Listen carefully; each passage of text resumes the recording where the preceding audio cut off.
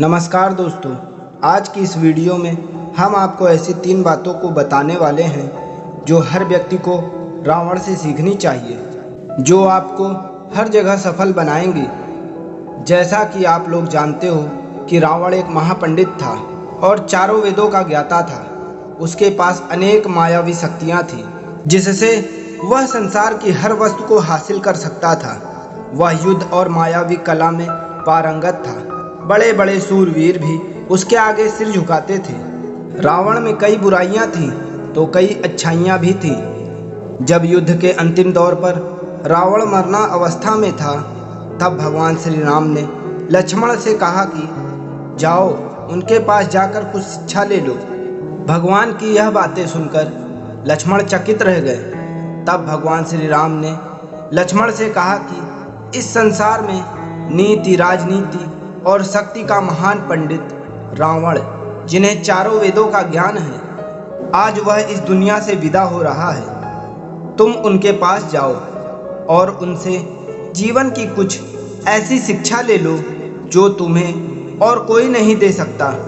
तब भगवान श्री राम की यह बात सुनकर लक्ष्मण रावण के पास जाकर उनके चरणों के समीप बैठ गए। लक्ष्मण को अपने चरणों के समीप बैठा देखकर महापंडित रावण ने लक्ष्मण को ये 3 बातें बताई जो जीवन में सफलता की कुंजी हैं। दोस्तों, वीडियो में आगे बढ़ने से पहले अगर आपने अभी तक हमारे YouTube चैनल को सब्सक्राइब नहीं किया है तो सबसे पहले चैनल को सब्सक्राइब जरूर कीजिएगा। उस समय के महापंडित रावण ने लक्ष्मण जी को 3 बातें बताई जिन्हें जीवन में सफलता की कुंजी कहना गलत नहीं होगा। पहली बात जो रावण ने लक्ष्मण को बताई वह थी शुभस्य शीघ्रम।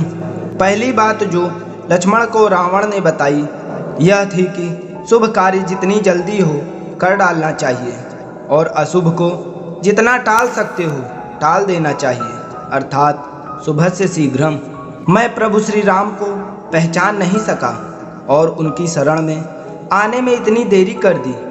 इसी कारण मेरी यह हालत हुई है। उन्हें मैं पहले ही पहचान लेता तो आज मेरी यह हालत नहीं होती। मैंने भगवान श्री राम को पहचानने में इतनी देरी कर दी और उनकी शरण में आने में इतनी देरी कर दी, जिसकी वजह से आज वह कारण इस स्थिति के लिए जिम्मेदार बन गया है। उसके बाद रावण ने दूसरी बात बताने के लिए अपना मुंह खोला और कहा कि अब मैं आपको दूसरी बात बताता हूँ। अपने विरोधी को कभी भी कम मत समझो। मैंने अपने जीवन में यह गलती की। मैंने अपने विरोधियों को साधारण मनुष्य और साधारण वानर मानता रहा। जिन्हें मैंने साधारण मनुष्य और साधारण वानर समझा, उन्होंने मेरी सारी सेना को नष्ट कर दिया। मैंने तपस्या की और ब्रह्मा जी से अमर होने का वरदान मांगा। मैंने उनसे पूछा कि पुरुषों और वानरों को छोड़कर कोई मुझे मार नहीं सकता।